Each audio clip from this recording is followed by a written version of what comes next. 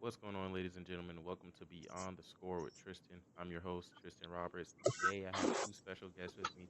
I have Principal Morrison-Ford and Offensive Coordinator at Hardeeville High School, Cedric Bush. How are you guys doing today?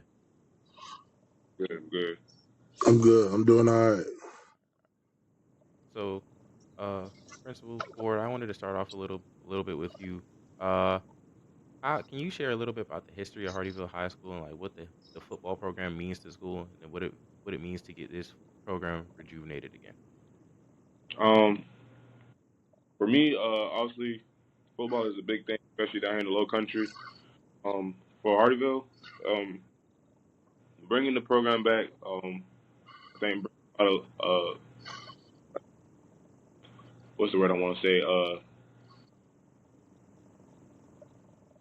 It brings somewhat of a life back into the school. Being there, being one of the many few that helped build the program up, 2009 to 2012, right after school. Separated and combined back together. Being able to for the program to be back there after 12 years, brings a lot of passion back to a lot of guys like myself to see the program a varsity program back in this town of Hardeeville. All right, and can you kind of explain how the school ensures that the athletes are still getting like the education part of it while also trying to revive and rejuvenate the program, get it back to what it was back in 2011, 2012, all that. Um, I one thing we do it iterate to that you are a student athlete, so them is first to us.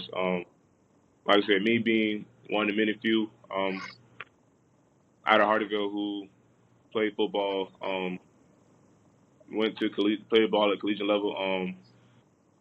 I pretty much know the ins and outs of what it possibly takes to that next level. So trying to instill these to the young gentlemen, being a mentor to them, giving them the ins and outs as well to be able to want to perform on that next level, is very high demand. All right, and Coach Butch, I have a couple questions for you. Uh, would you like to highlight any standout players in this new offense that you run, being the offensive coordinator at Hardyville? Um, First I'd like to highlight athlete Lewis Gatson, sophomore. Started off the season last week with a monster game against Bethune Bowman. Had 200 yards plus rushing, 3 touchdowns on just 13 carries. That kid can bust one at any time.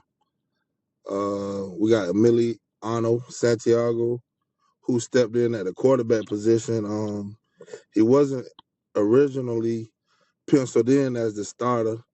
Our penciled starter, Kyrell Jameson, had to have season-ending surgery on his shoulder 2 weeks ago. So Emiliano had to step up into that quarterback role. Anytime you see the hashtag from one of us, do it for K5. That's who we talking about. We talking about Kyrell Jameson. Um, that's a name to remember in the future. He should be ready to go um, spring baller next year. And also Kamari Brown, who's a junior, can make big plays in the open field as well. All right, and kind of what are your expectations and key goals for this upcoming football season here at Hardyville? Well, early on, we thought we were gonna be, more of an up tempo team, but coaches have to adjust to the type of players and maybe the amount of players they have, and we really don't have that luxury to have players play one side of the ball.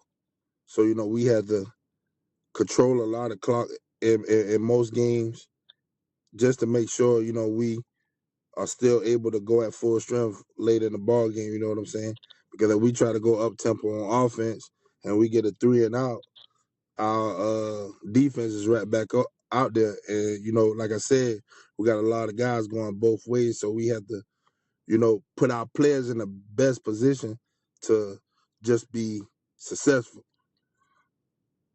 All right, and this last question here, this question is going to be kind of for both of you guys. How important do you think is that the community comes together to support this new Hardeeville High School football team? How much do you think that will bring the community together and like bond the community? Or Principal Four, we'll start with you. Um, I think it's huge that we get the community to back us up. Being said, it brings a lot of more attention. And for us, I think Coach said can agree with me.